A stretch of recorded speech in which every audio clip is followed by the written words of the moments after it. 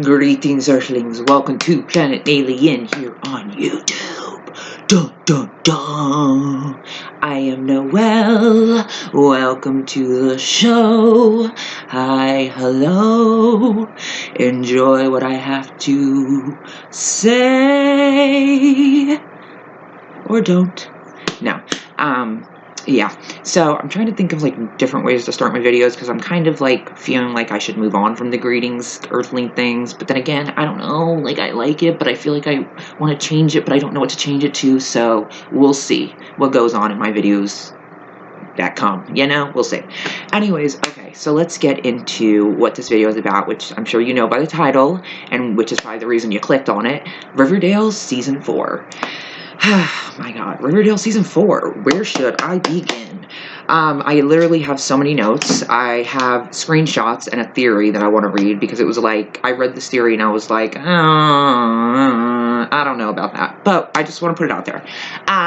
So Riverdale, this is how I want to start. So Riverdale Season 4, so far, it's 6 episodes in, right? Is thrilling, is intense, has me on the edge of my seat, is, as much as I love the Black Hood storyline, which they ruined, so therefore kind of ruins my Black Hood storyline, as much as I love that, Season 4 is by far the best so far than any season beforehand. Not to mention Season 4 of Riverdale is on a whole nother level than Season 1, 2, and 3 of Riverdale. Literally, I feel like we time traveled into another world with Season 4 of Riverdale, because it's just so much crazy shit happening all at once to every character, and it's multiple things happening to every character, and it's just I don't know what's going on. No, I do, but it's a lot.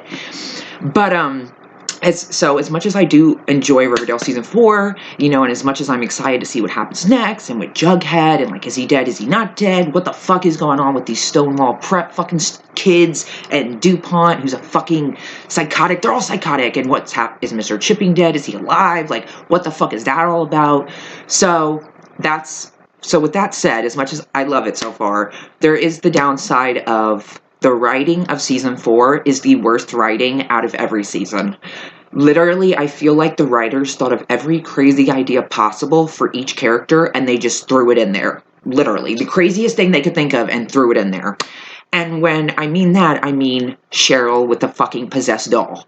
I mean, I'm seriously sitting here watching a show with a fucking dead body that's been dead for over 3 years in a fucking chair, just sitting there no big deal, and now you have a fucking possessed doll that may or may not want to take Cheryl's body. I don't know. I don't know if this is all in Cheryl's head or what, but a possessed fucking doll. I thought explaining Season 1 of Riverdale to people was hard. Try explaining Season 4 of Riverdale to people.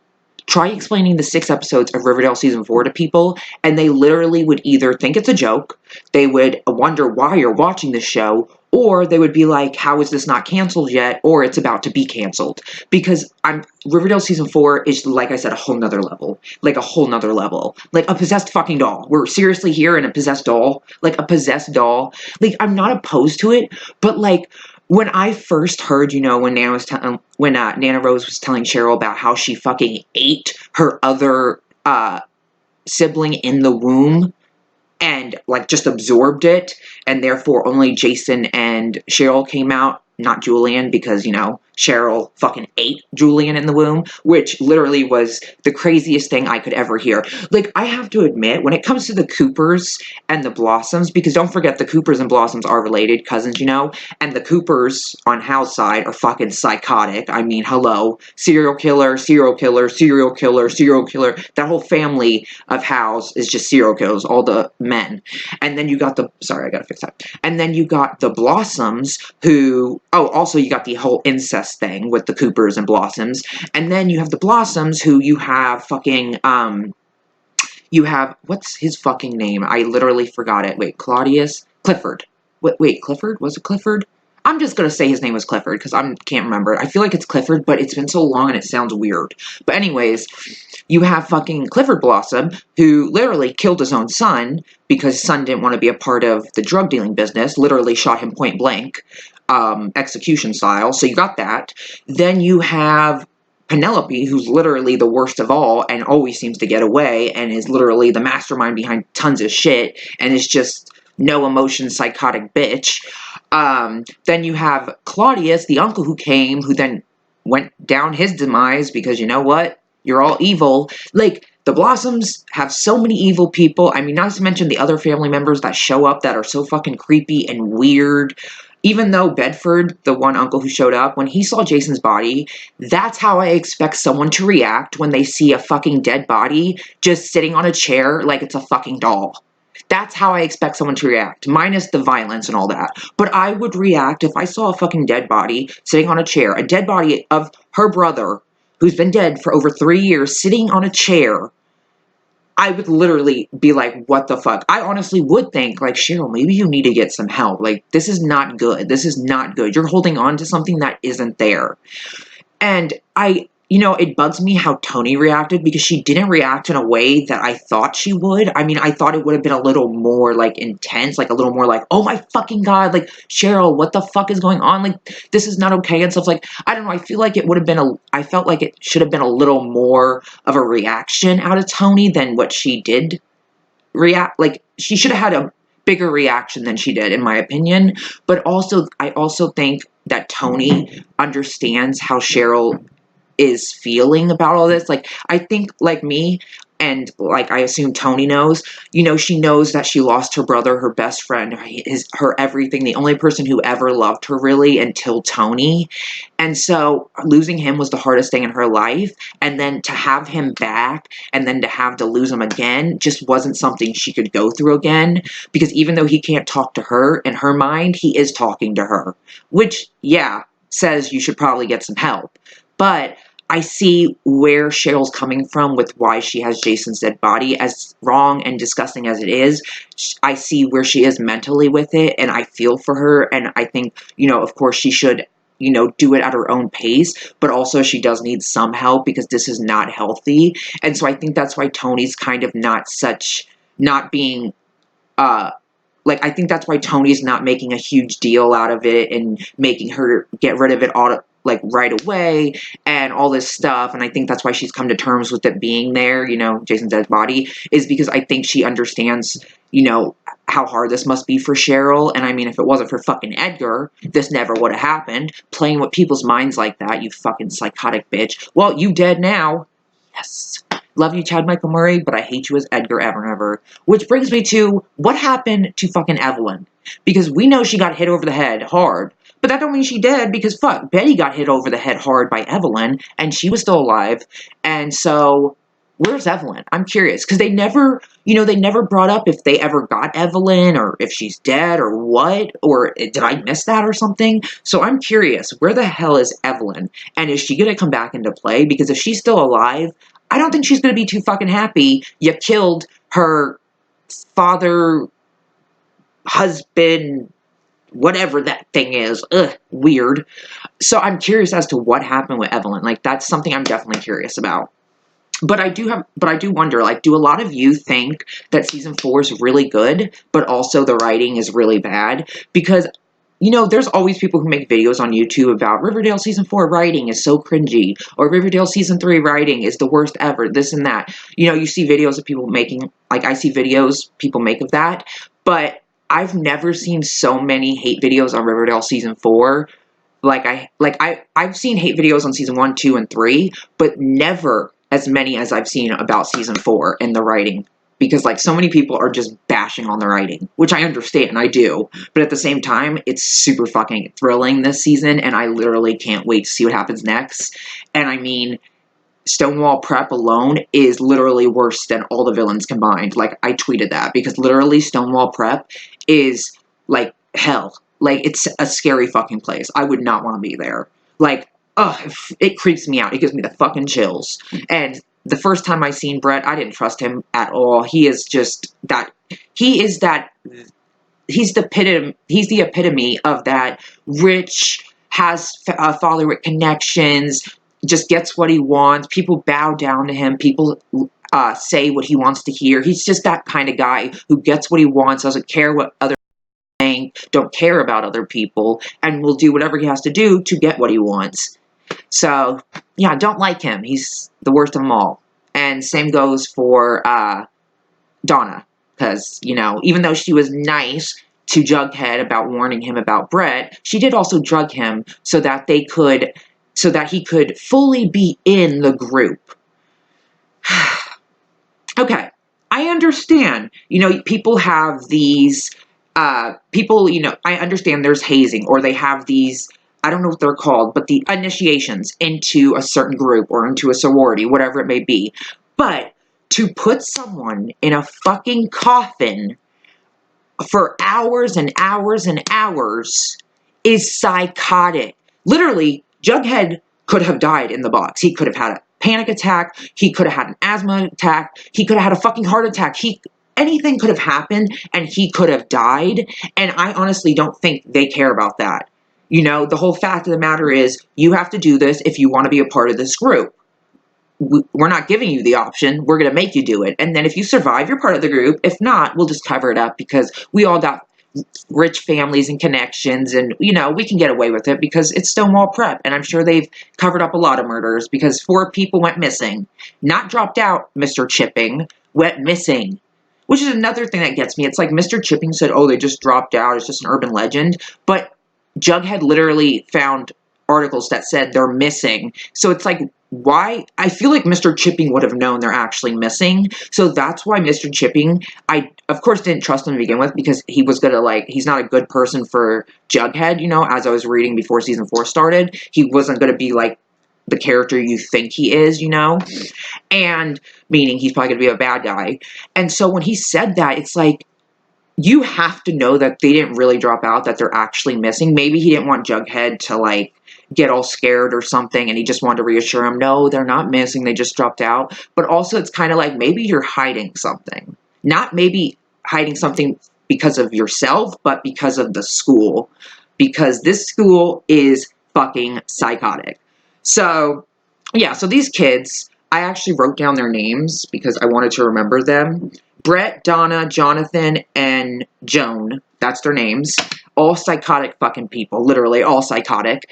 I mean, mr.chipping jumped out a fucking window, and literally, Jughead's yelling, call 911, call an ambulance, and they're all just sitting there like, I'm sorry, but that's so fucking creepy. It's like Children of the Corn, dude. It's fucking creepy. And then who takes mr.chipping's place? DuPont. Oh yeah, the guy who said he wrote all 5 Baxter Brothers, when in fact, he didn't. He stole it from Jughead's grandfather. Oh, but he didn't like Jughead saying that to him. No, he didn't. Because it's the fucking truth, dude.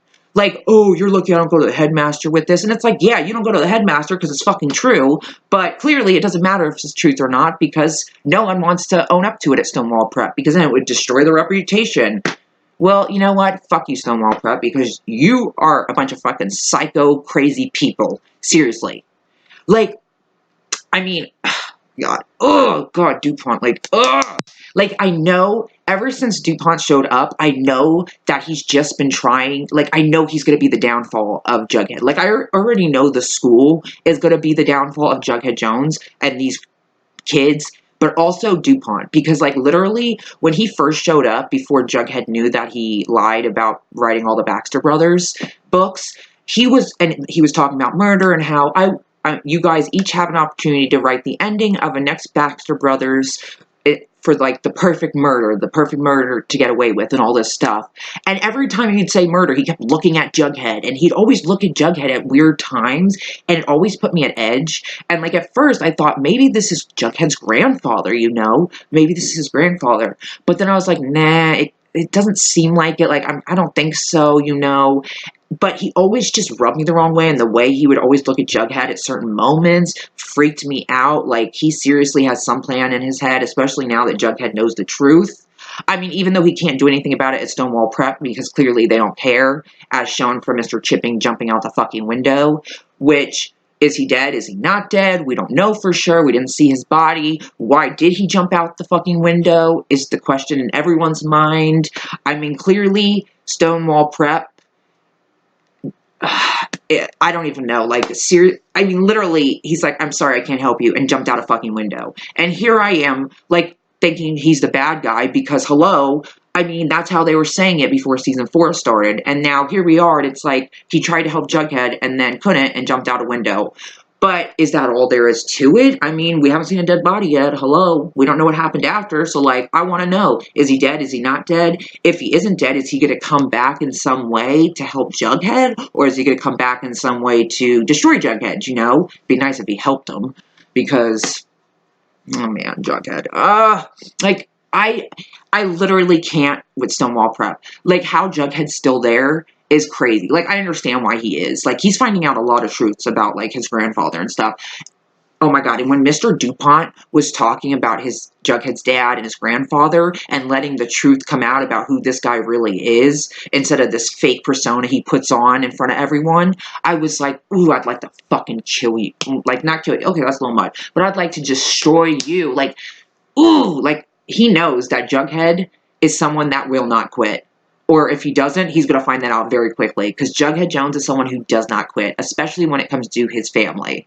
So, you better watch out. Or in this case, Jughead better watch out. Because you have these 4 fucking psychotic kids that will do anything for their teacher, I'm sure. Especially if it's DuPont, who wrote the Baxter Brothers, who started the whole Stonewall Prep. Yeah, well, you didn't. You stole it from fucking Jughead's grandfather. The truth will come out. If Jughead's dead or not, it's still going to come out. But a theory I saw is, okay, this is a theory. It was on Instagram on Cheryl Confess. And the theory is Jughead isn't dead. All of the flashbacks we've seen so far are a part of the perfect murder story he has to write. Archie, Betty, Veronica, FP, and everyone else involved are just characters in his story, and they're helping him with his submission. I don't know. I don't know how I feel about that. Like, perfect murder story. I don't know if I don't really agree with that. Like, I could see it, but also it just doesn't feel like that's how this is going. I feel like Jughead just got himself into something that he did not expect, and that's going to be his downfall. Now, we've seen Jughead dead on on the slab, in the coroner's office, and FP and Betty's reactions seemed very genuine, like, seemed very real, and how you would react about, your boyfriend or your son being dead. So I feel like he is dead, but at the same time, it's Jughead Jones. Is he really dead? I mean, maybe he's not really dead. Maybe, that he just fakes it to get the truth out about DuPont and Stonewall Prep, and also to write this epic murder story. Maybe that's what's going on. But as of right now, it looks like Jughead's dead. It does. It looks like he's dead. But I don't know for sure. I mean, when FP walks in and fucking is arresting Archie, Betty, and Veronica for his son's death, it seems pretty real, and FP seems pretty fucking, like, you're going down, you fucking killed my son. Like, it seems real, it doesn't seem fake. Because, you think, oh, he's doing it in front of everyone, so, like, to play into the whole he's dead thing. But also, it looked real. Like, it looked like he really was, like, his son really died, and he's arresting them for it, So, I don't know. What do you guys think? Do you think Jughead is really dead, or do you think he's not dead? Like, I want to know your guys' thoughts on Jughead being dead or not dead. Like, what do you think's going on? Now, moving on. Okay. So, yeah, the whole Stonewall Prep, crazy people. Now, okay, another thing that gets me, and I want to know what you guys think. Okay, we all know that Betty and Jughead share a half-brother. We all know that, yes. Well, I don't know why this has become a thing on the show, because to me this is the weirdest thing ever, because if I was at a fucking diner and I overheard 2 people holding hands, kissing, and all this stuff, talking about their brother, I would literally be like, are they fucking related?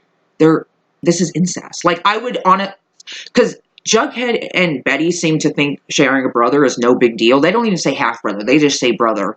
But literally, they're sitting in the diner, holding hands, they kiss, holding hands, being all, coupley, and Jughead's like, so how's it going with our suspicious brother? And I'm just like, and this is like the second time they've just said, oh, how's it going with our brother? And it's like, you're seriously at that point where you're just like to your girlfriend, so how's it going with our brother? Like, here, if you overheard that, would that not freak you out or disgust you? Because you would literally be like, that's incest? Because if they share a brother, that means they're related. Meaning, if they're related and dating, it's incest. Because, like, they don't even say half-brother. They just say brother. But it doesn't matter either way, because it's like, why do they just bring up brother like it's no fucking big deal? I swear the writers are, like, just trying to make it no big deal so everyone can move on from it. But it is a big deal. Like, they share a half-brother. I'm sorry. They share a half-brother. It's a big fucking deal. Like, I'm not saying it's the end of the world, but they share a half-brother. It's fucking weird, okay? It is. And for them to just constantly bring up, oh, how's our brother doing? Like, it's no big fucking deal. It's weird. Like, I understand, okay, they share a half-brother, fine, but do you have to always talk about sharing this half-brother, which instead they say brother? I mean, it sounds weird, okay? You're a couple. Stop bringing up the brother that you share. Like, I don't know. I just feel like it's weird that they're just bringing up brother so much. Like, it's no big deal. And it's like, are you trying to, like, get us used to the fact that they're together and share a brother? Or do you think it doesn't matter that you say it? Like, I don't understand the mindset of this shit. Like, oh my god, wait, hold on.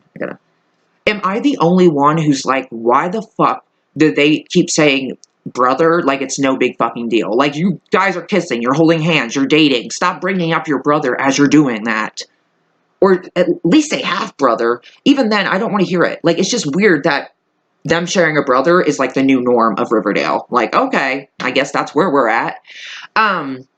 Okay, so let me move on. Okay, but yeah, so I did want to say about that. And also, like, okay, FP and Alice are together. Yes, I love FP and Alice. I feel like the writers did this. I don't know if they did, but I feel like maybe they did do this. But it's just crazy that right as FP and Alice start living together and finally get together, they have Jughead go away to the school and only be home on the weekends. So therefore, only Betty and Jellybean only has to see FP and Alice kissing and being in love, instead of having Jughead and Betty watching their parents be in love and happy, and then them dating, being in love and happy. That'd be even more awkward. So I think, I'm not saying this is why, but I'm just saying it's kind of ironic, I guess, or kind of like, I don't know what would be the word, that the moment, like, Jughead goes away to stay at school is, like, the moment that FP and Alice start living together and are finally together, which finally, yes, that is the couple that should be together. Out of all couples, they should be together. Like, their love is beautiful. Wait, hold on. I'm sorry. Excuse me. I fucking love them. So, yeah. I feel like I got a hiccup again. But yeah, so FP and Alice, oh, I love them so much. I love them. But it is, like, kind of weird. Because, like, Betty watching them, like, kiss in the fucking kitchen is, like, she's, like, all, like, awkward. And it's like, well, yeah, you think? I mean, not only are you dating someone you share a brother with, but your parents are also dating each other. His dad, your mom. So, and let's be honest, if anyone's going to stay together, it's going to be FP and Alice, okay? Betty and Jughead, you weren't here that long. FP and Alice, their love spans years. Years and years. So they belong together more than anyone. So if anyone was to break up, not saying they will, but if anyone was to break up, it better be fucking Bughead. Because FP and Alice have waited way too long for them to end that quickly. Okay? And I think a lot of people are more here for Phallus than Bughead. I don't know. You let me know. If you had to choose between Bughead breaking up so that Phallus could be together, or Phallus breaking up so that Bughead could be together, what would you choose? Would you rather have Phallus together or Bughead? Not saying it's going to happen. I just am curious as to how many people would pick Bughead over Phallus or Phallus over Bughead. So I want to know. So yeah. I mean, it's a very weird dynamic. It is. It's a very weird dynamic. I mean, Betty and Jughead share a half-brother, which they just refer to as brother. And then FP and Alice, his dad, her mom, are dating in love. They have been, they're living together. It's just a weird relationship combination. Just very weird. But also, I mean, Charles. I have not trusted Charles at all. Like, bitch, every time he talks, I'm literally like, lie. Like, when he did the lie detector test and he had that whole sob story, I was like, oh, fuck off, Charles. Even if it is true, it's like, fuck off, because you are a serial killer and you are fucking psychotic and you're lying out your fucking ass, dude. You're lying out your ass. Like, that whole time he was doing that lie detector, I was like, I don't believe anything you're saying. Like, I just don't believe it. And I also feel like Charles is the one who's been videotaping everyone's houses, because as you know, right before Halloween, everyone was getting these VHS tapes of hours and hours of their front of their house being videotaped, just the front of their house or front of Pop's diner, you know? And like, what better person, like, of course you could put a camera there and no one will know, but like, what better person to be doing this shit than an FBI agent, meaning Charles, who also has the serial killer gene, you know? But, so yeah, I definitely think he is the Watcher. Now, when it came to the caller, I thought it was him 100%. Even when he was in the house with Betty and the caller called, I still was like, dude, you could have just recorded it and then called, you know, had them call. But then when I find out the real thing going on between Charles and Chick, then I put it together that Chick was most likely the caller and Charles is the Watcher. And I mean, how easy is it for Charles to say, oh, the call's coming from this place where your sister's at?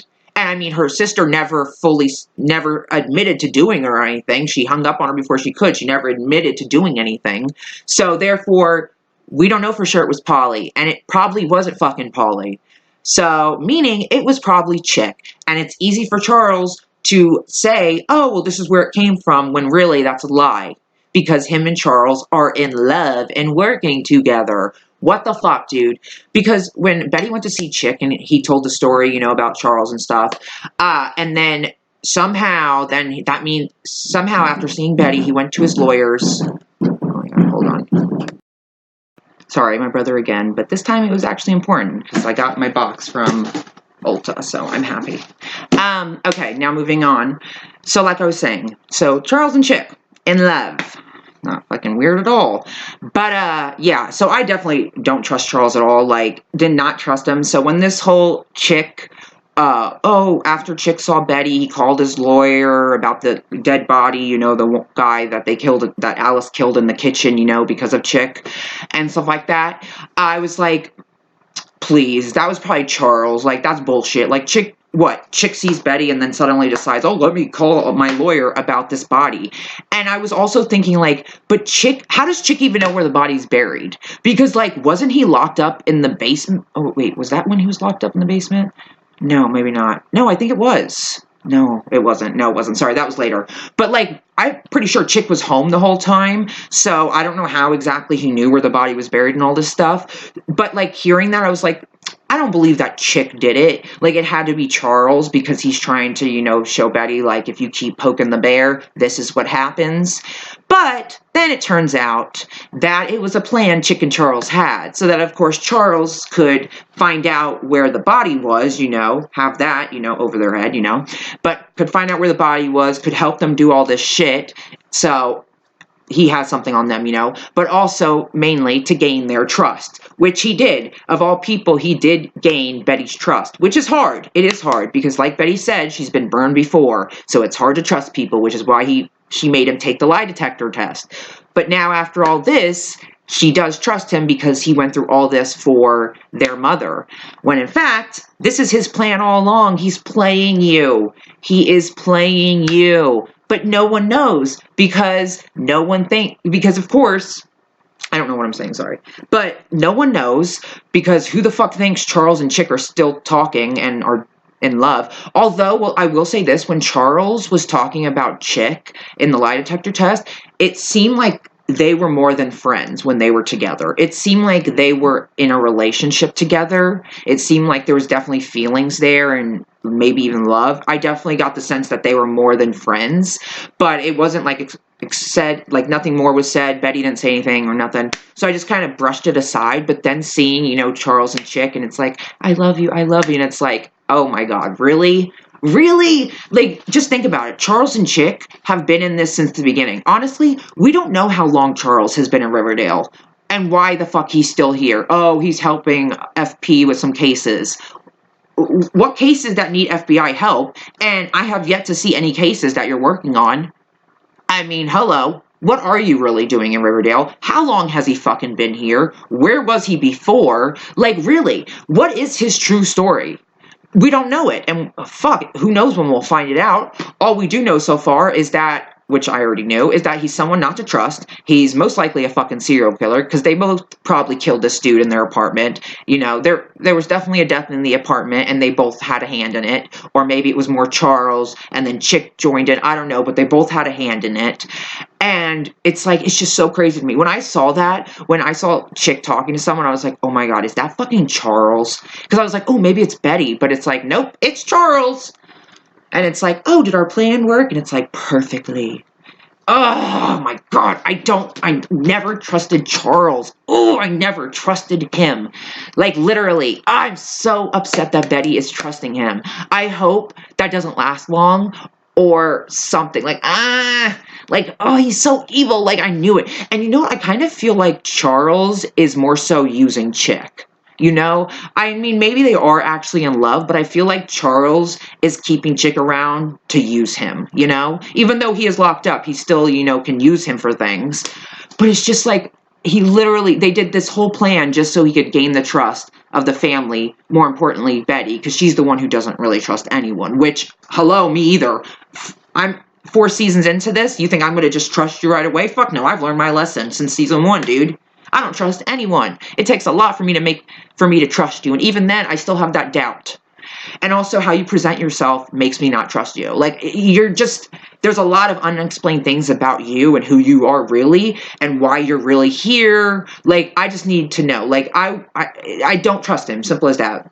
But yeah, so Charles and Chick are in love, which I'm not opposed to that. I don't care if they're in love, if they're in a relationship, whatever. But like, it's fucking weird. I have to admit, it is fucking weird. Because I just look at Chick, who they originally thought was the son, and then I look at Charles, who is the son, and it's like, this dude looks like he's fucking, 18 years old, and this dude looks like he's fucking 30. So, like, how you think this kid's your son when really this older dude is mind-boggling to me. But also, how is this older dude your son? Maybe he's young and just looks older, but dude looks super fucking old, and how the fuck is he your son? Like, he's not supposed to be that much older than Betty and Polly, so why is he looking like he's 30, okay? Like, I don't know, it just still bothers me. He just does not look age appropriate to be their son. Like, it just doesn't look right. It doesn't. But yeah, so Charles. So yeah, that's that. I mean, who do you guys think is the Watcher? Who do you think made the calls? Because like I said, I thought it was Charles at first, but then then when I saw him and Chick working together, I realized it was in fact probably Chick and not Polly. I don't feel like it's Polly. I feel like it is in fact Chick, and I feel like the Watcher is Charles. And I feel like when his story and his whole motives come to light, we're going to find out a lot about how long he's actually been in Riverdale. Because I know he's been there for a good long time, and I want to know what he's been doing. Like, what's going on here? Because for all we know, when Chick was around, Charles was right there with them. We just never saw him. So I'm very curious as to what is going to happen. Like, has this been their plan all along? You know, like, have they always been in touch? They never lost touch like they said. Like, I can't wait to find out the fucking truth. And I hope that Betty starts to distrust Charles again, because she needs to. Because he is not to be trusted. And letting him into her home is just the worst thing you could do. Oh my god, this could be so bad. Oh my god, I can't stand Charles. I can't stand you. But yeah. So yeah, that's what I wanted to say about Charles, because I just don't trust him at all. Never will. Sorry. Even before all this came to light, I didn't trust him. Like I said, during the lie detector, sorry, my phone, during the lie detector test, I was just like, yeah, And then when he did the sob story, he's like, is that what you wanted to hear, Betty? I was just like, oh, shut up. Like, I believe that shit. Stick it up someone's ass. Like, I give a shit. But yeah, so that's the whole Charles thing. Now, moving on to Jughead's grandfather. Hold on. Okay. I wanted to read something from the Decider.com about Jughead's grandfather. They said, hey, here's an even crazier possibility that definitely not going to happen. What if FP the first is someone we've already met, meaning, the grandfather. It's definitely not mr.chipping, since he met FP, and you'd think that would be sort of thing he would remark on. Hey, Dad, you're alive and look younger than me. So what about the new principal, Mr. Honey, who got introduced this episode? We don't know a lot about him yet, other than him being a hard ass, so maybe he's also connected to Stonewall Prep, which has some sort of vampire-type thing going on. I don't know. Definitely don't think Mr. Honey is Jughead's grandfather. Definitely don't think it at all. Also, Mr. Honey is... I love Kerr Smith, and he's doing a phenomenal job as Mr. Honey, but he literally fucks with the students mentally so much that it is sickening. Like, he is so... Like, he mentally messes with these students, He doesn't do physically, none of that. He mentally fucks them up. Like, when he did it with Reggie, with Kevin, like, he just mentally destroys them, and that is the worst kind. Like, that is totally psychotic. Like, the way he is and how he talks to people and just, like, makes them feel is so disgusting. The way he talked to Reggie was so disgusting, and it's literally, he's mentally and emotionally tearing kids down. And Cheryl putting that fucking beehive on his desk... Honey, yes, that's what you get, bitch. Yeah, call, you can call and have my party shut down because you're a little bitch that got what you deserved. But you know what? I'm going to come back at you harder.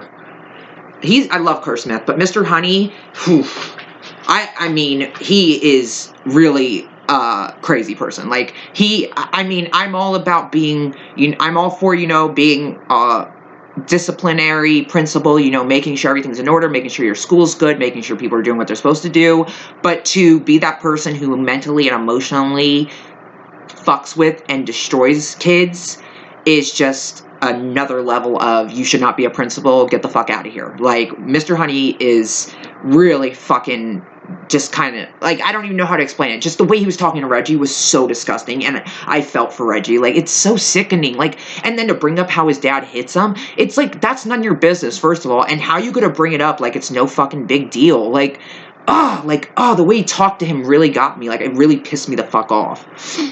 Okay, anyways. Okay, but...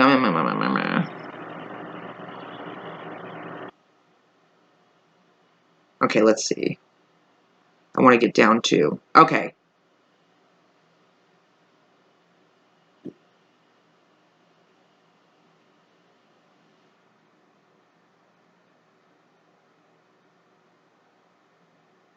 Okay, here we go. This is what I wanted to get into.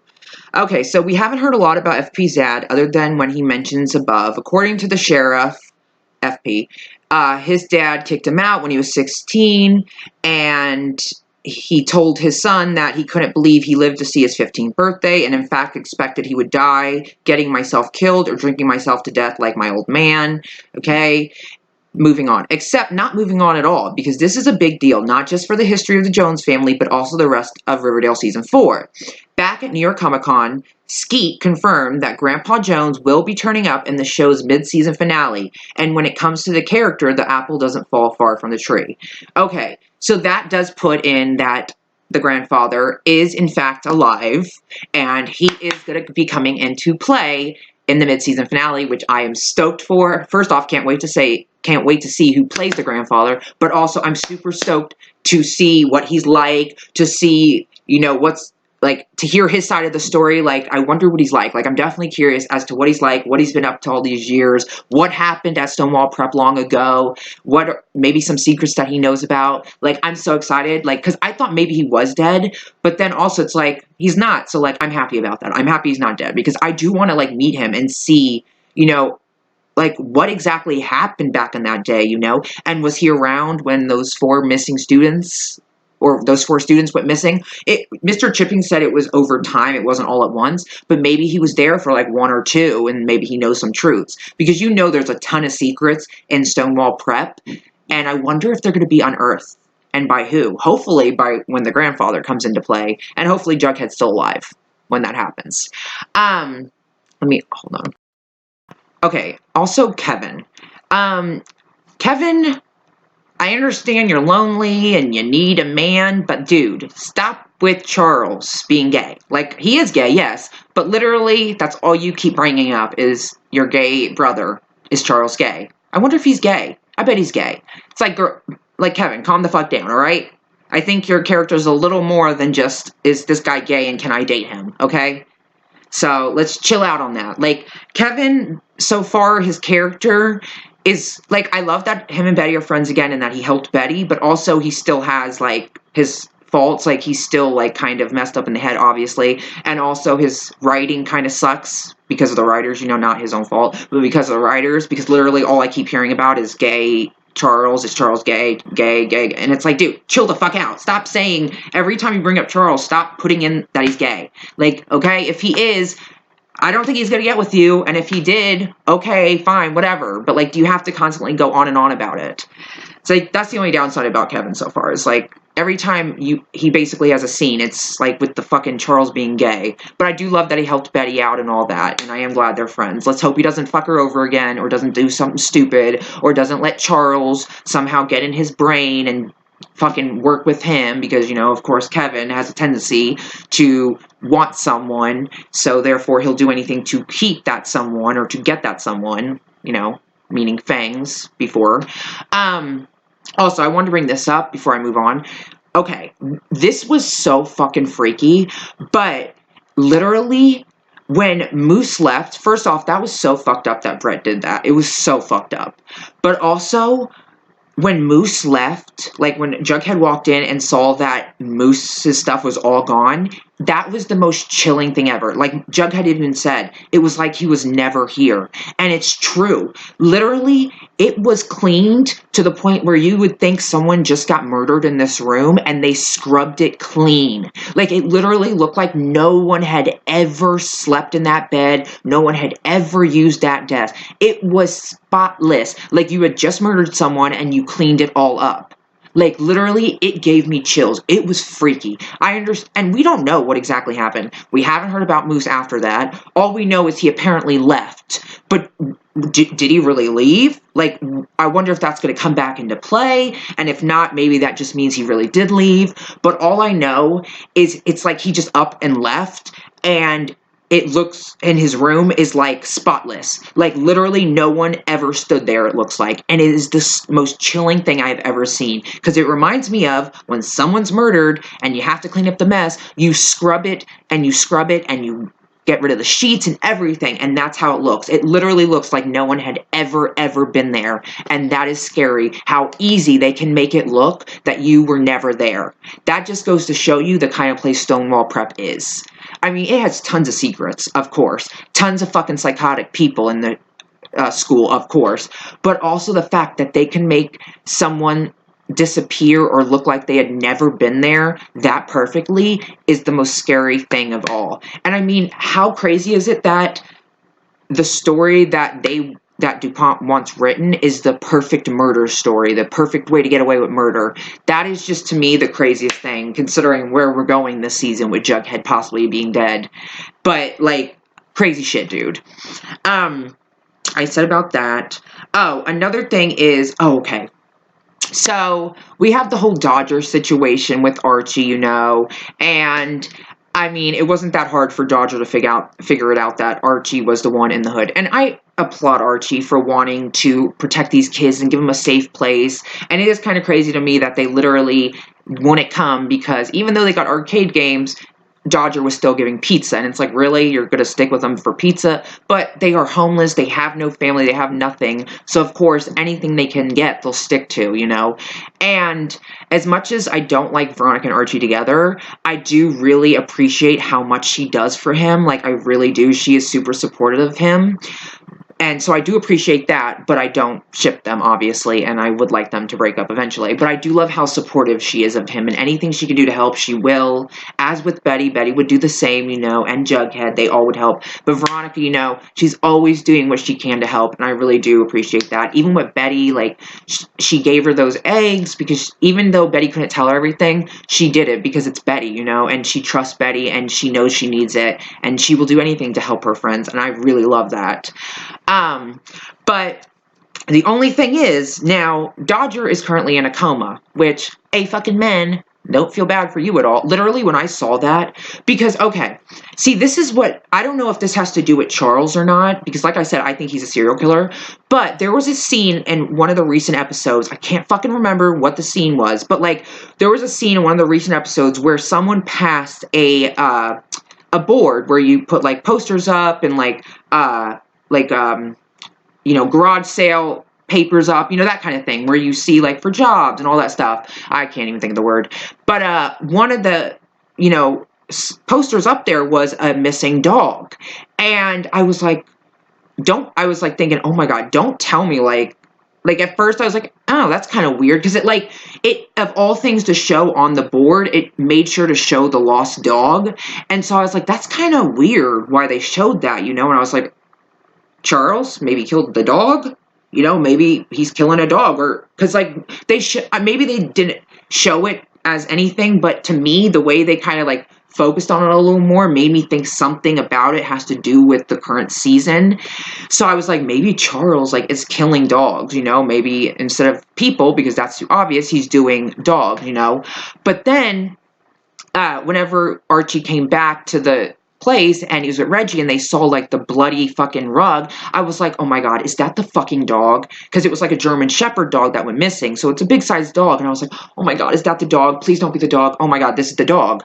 But it was in fact Dodger, because even though Hiram said he couldn't do anything for Archie, he did still. He put Dodger in a coma, which, do I feel bad for you, Dodger? No, not at all. But of course, that brings Dodger's family to Archie because they blame him for it. So obviously they want to get their retaliation against him. So that's just going to be a whole nother thing of trouble. But the worst of it all is Archie got back in business with Hiram Lodge. Of all people, Archie, you don't go to Hiram Lodge. I understand why you went to him. It's for the kids. It's for your community.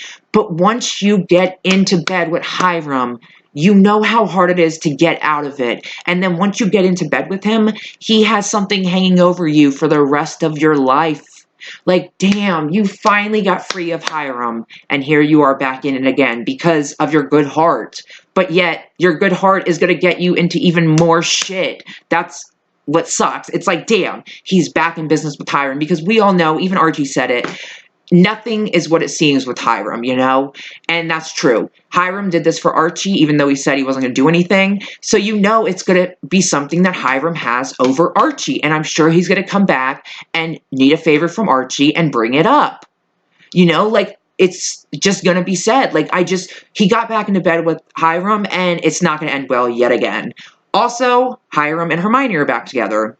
Now, I understand Hermione, is so used to a certain lifestyle. She's used to not having to work. She's used to getting whatever she wants, being able to buy whatever she wants, have all these nice places to live, like I said, not working, which is great. Who wants to work, right?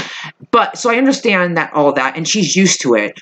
And yeah, she is like Hiram. I mean, not as bad, but she is like him, which is why they're kind of perfect for each other. So I do understand why she got back with him, but you would think the love for her daughter would be more than the love for Hiram, but clearly her and Hiram are just as fucked up as each other, that they're just perfect for each other, because whenever she was like saying, Veronica was like, he's a murderer, and she's like, and what am I? And it's like, yeah, Hermione is a murderer too, Hiram's a murderer too. They're both shitty, bad people, let's be honest. Hermione is a little less shittier and a little less evil, but still, they're both evil, shitty people, and so they're kind of perfect for each other. And it's not surprising that Hermione got back with Hiram, because God forbid she's her own person, and she actually works for a living. But you know what? She's accustomed to this, so she still, has feelings. Clearly, their toxic fucking relationship is what keeps them together, and makes them happy, so whatever. But I mean, it's fucked up that you literally did that to your daughter, who has stood by you through everything, everything. But yeah, okay, get back with Hiram. And then for Hiram to turn around and be like, oh, you're just jealous of Hermosa, you're always going to be the apple of my eye and stuff. And it's like, stop trying to mind fuck her. Stop manipulating Veronica. She's not fucking stupid. That would piss me off so bad. Don't act like you know why I'm upset, because you don't, okay? Even if she was jealous of Hermosa, don't act like that's why I'm upset right now. I'm upset because my fucking mom has to get back with my dad, who's a fucking murderer, shitty-ass person, who fucking got arrested by the FBI, people who have been trying to get him for the longest time, put him in a prison that he owned and could leave anytime he wanted. Like, and had guards that literally would do anything for him because it's his prison. Like, are you fucking kidding me? The FBI worked so hard to get Hiram Lodge. They get him, and then they put him in a prison that he owns, and he can come and go as he pleases. What the fuck? Why even put him in prison? He didn't even suffer. I mean, hello, that to me is the most mind-boggling thing. He literally was put in prison, and it was just like any other day for him because it was his place, you know? So what's going to happen to him? And I mean, he was the first inmate there. That's just mind-boggling to me. Like, the FBI worked so hard to finally take him down, and this is how it goes. You put him in his own prison, and then he's able to get out just like this, which, of course, because of Hermosa. Because, yes, Hiram, in fact, does have another daughter from another woman. Hermosa is her name. Don't trust her one bit at all. I don't know about that whole story about he took care of my mom and me. I don't know. You know, she's saying, you might not believe it, but there is good in him and stuff. And it's like, yeah, I'm sure there's a little good in him for certain people, but we've never seen it yet. So you're kind of just talking shit to us.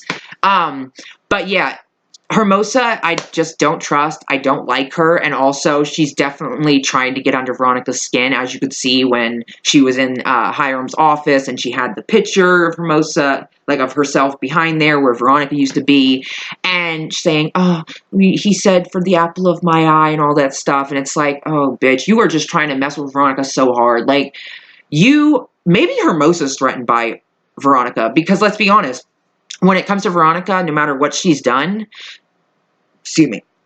no matter what she's done, Hiram always loves Veronica. That is always going to be his baby girl, the apple of his eye. He always loves her, even when she does shit. Even when he said, you're no longer part of this family or my daughter, she still always will be. He still loves her, you know. And maybe Hermosa's threatened by that because she never had that with Hiram. And I think that's what she wants with Hiram now. She wants to be the main woman in his life, you know, like Veronica was. And so she's trying to mess with Veronica. And it's like, bitch, you can keep doing that, but it ain't gonna work. If anything, well, I mean, I don't know. If anything, it could just make Hiram upset that you're pushing his daughter farther and farther away. Because I don't know, did Hiram really tell her to do that, or did she just do it on her own and then lie to Veronica about it to get under her skin and also show her, like, sorry, but there's no Veronica Lodge, it's only Hermosa. And it's like, bitch, please. Like, why are you even here? Go the fuck away. And of course, she's gonna stick around. Yippee-hoo-ha. Yippee-hoo-ha. Yippee-hoo-hey. Whatever. I don't even know. I was just saying random words. But yeah, so I don't like Hermosa. So, bitch, please. You can leave. Also, another thing. Reggie and Veronica. Oh my god. Reggie with his dad. His fucking dad, I swear to fucking God, I would fucking pound him in. Like, I got upset that Reggie, you know, like, was getting all upset at Archie for confronting his dad, because, hello, you're hitting your fucking son. Also, your son is trying to practice football, and you're yelling at him, do this, do that better, and it's like, hello, we are trying to practice her game. Why don't you shut the fuck up? So, we all know that, Reggie's dad hits him, you know, and Archie, of course, confronted him. Reggie got all pissed off at Archie, you know. He was already pissed because Mad Dog came into the picture. But then it turns out, you know, it helped because Archie did the first step, you know. He brought it to light. And then Reggie did the next step, which was break his fucking windshield on the car he loves more than Reggie, probably. And that got the conversation started. And Reggie even said, don't worry, I got like 50 more pounds on him than, you know, because Reggie is way bigger than him. So Reggie could literally beat his dad's ass if he wanted to. It's just when you've been beaten so long for so many years, you still are in that mentality of, I can't fight back. I have to just take it. But he's finally reached that point where I'm not taking this shit anymore, and you need to know that. And I'm so thankful because I fucking hate Reggie's dad so fucking much. He can just, like, go the fuck away. I don't even need to see him. He sucks. But man, I bet that was so satisfying, just hitting the windshields. Oh, like, that must have been so satisfying. Like, I would have loved it. And I am happy that he's also accepting of Mad Dog now. And I love, oh my God, it was so hot when Dodger was outside with his group, and Archie went out there to talk to him. And then Veronica comes out and Reggie and all the other, oh my God, hold on. I can't think of the name, but when Reggie and all the other football players came out, I was like, oh my God, hello. Because, bitch, we a team and we stick together. You mess with one of us, you mess with all of us. I love the team. Even though you don't get to see all the team and you don't know much about them, literally, they're willing to do the Big Brother program, and the cheerleaders are willing to do the Big Sisters program or all that kind of stuff. And, I just love how there really are a team, not just on the field, but off the field too. And I love Reggie and Archie's friendship. So I'm glad they're back on terms and they're bros again. And that just makes me really happy. I love that. But also I will say Reggie and Veronica, even Charles said, I'd like to see Reggie and Veronica again because, I really think, they had something. And I agree, I really think Reggie and Veronica had something, and it really sucks that the writers had it happen and had it end so quickly and did it in not such a great way. It would have been nice to at least, even if they were going to break up, it would have been nice to have it done a little better and last longer than it did, instead of happening when she's still in love with Archie. So, because we all knew she was going to choose Archie in the end, like usual. But, yeah, I'm with Charles on this. I would love to see Veronica and Reggie together again. I think it could be a great relationship. Obviously, I'm probably never going to get Jughead and Veronica or even a friendship between them. But at least I could get some Reggie and Veronica, maybe. Come on, if Archie and Veronica break up, if Betty and Jughead break up, then Archie and Betty can get together, Veronica and Reggie could get together. I'd be so fucking happy, dude. I want that. Also, Cheryl and Tony, love them. Oh, they're so great. I love them so much. I love them. They're great this season. But anyways, what was I going to say? I totally lost my thought. Oh my God. Oh yeah, this last thing I want to say. Sorry, it's an hour. But Betty and Archie.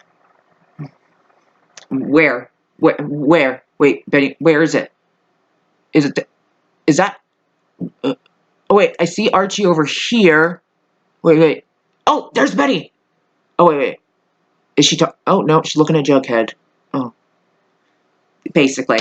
No, I know we're only 6 episodes in, but where's Betty and Archie? I don't that's another thing about the season. I don't understand, how they explained how the season would be is just not really what I'm seeing in this season. Not fully, anyways. I really don't know how Betty and Archie are going to come about. I don't know. Right now, it's just very confusing, and I don't know how this is going to come about or when. What if this is the last season, dude? And then what? You're telling me what? If we do get Betty and Archie, it's going to be for 2 episodes and that's it? Or if we do get them, it's going to have them together for a little bit and then break up and... what is going on with Betty and Archie? I understand they're not, I'm not, only concerned, I'm not only concerned about them, I love the show and all that stuff, even though the writing sucks most of the time, but it's just and I know we're only 6 episodes in, but where's the Betty and Archie scenes? Just Betty and Archie. Just Betty and Archie. Betty, Archie. That's it. Them two. Literally, where's their friendship? Come on, dude. We're still in that whole set of Veronica and Archie. Jughead and Betty. Where is Veronica and Jughead? Or Archie and Betty? Where is that shit? Instead of all 4 together or separate, why can't we just have Archie and Betty? I just want a friendship for now, at least. Something. Just give me the friendship. But not even that. It's they're supposed to be getting together because it'd be Roberto said, it'd be a shame if we didn't explore them. And it's well, I don't see how we're going to explore them in this season. I don't even know how you could explore anything in this season with everything going on. But I just don't see how Betty and Archie come to be in season 4. And it's I really hope that when Betty and Archie happen, they do it justice. Because if they don't, if they just put it in there just to satisfy us, but then totally ruin everything with the storyline and just totally destroy it, putting them together as a couple isn't just what we want. We also want a friendship, but we also want, when they're a couple, to have justice done for them as a couple. We want to see them as a couple like we've seen Jughead and Archie for how many seasons now? 3.5 seasons? We want to see that kind of commitment and kind of story to Betty and Archie, because they're a couple just like everyone else. And it's like, I'm just curious as to how about we're going to get Betty and Archie this season, because right now I have no fucking clue. Maybe a few more episodes down we'll know. I don't know. But literally, I don't want to wait till like the last few episodes of the season to get Betty and Archie. Like, a part of me feels like the writers are going to throw them in there just to shut us up and make us happy, and also just, you know, to explore that, so they can say they did that. So like that kind of makes me scared, because I feel like they're just going to throw them in there and then end it and be like, well, at least you got them. Like, you can't complain anymore. But yeah, you can, because they deserve justice done to their story, okay? You've spent so much time and effort on Bughead's relationship and Varchie's relationship, and I think Betty and Archie, when they get together, deserve that same commitment. Okay, like, I 100% think that. And it's like, I don't know, like, I understand they're not getting together right now, but where's the friendship scenes? Like, literally, where's the friendship scenes? So anyways, that's all I wanted to talk about. I'm sorry this is so long, but I had a lot to say and I wanted to get it all out. So I hope you guys enjoyed this video. If you watched to the end, thank you very much. If you have any theories, comment down below. If you have any questions you want to ask me, comment down below. What are your thoughts on Riverdale Season 4 so far? The questions I asked you in this video, tell me your answers down below. And if you'd like, hashtag it Riverdale Season 4, or yeah, you can, or whatever, you know, hashtag Riverdale Season 4, or if you watch to the end of the video, hashtag Tripping with Aliens. Alright, so I'm going to go, and I hope you guys enjoyed this video, and thank you so much for watching, and if you are still watching my Riverdale videos, thank you, because I know I've been gone and stuff, but I appreciate you still sticking by me, and yeah, all my other links for my Instagram and Twitter and Tumblr will be down below. I highly recommend following me on Instagram, because I like to post a lot of stuff and fun shit and quotes and all that, and I don't know, I like to post things, so yeah. And my Twitter too, you can follow, because I've recently got into Legacies and my new OTP, besides Betty and Archie, of course, I have multiple, but my new other one true pairing, Hope and Landon. I love them so much. Oh, epic love, true love, each other's love of their lives. So yeah. Anyways, gonna go. So I hope you guys enjoyed. Also, if you have any ideas for videos you'd like me to make, just comment them down below, let me know, and maybe they'll come to you, because I have some ideas. So give me some ideas for some videos, and we'll see what happens. Alright, gotta go, because I'm weird. I don't know.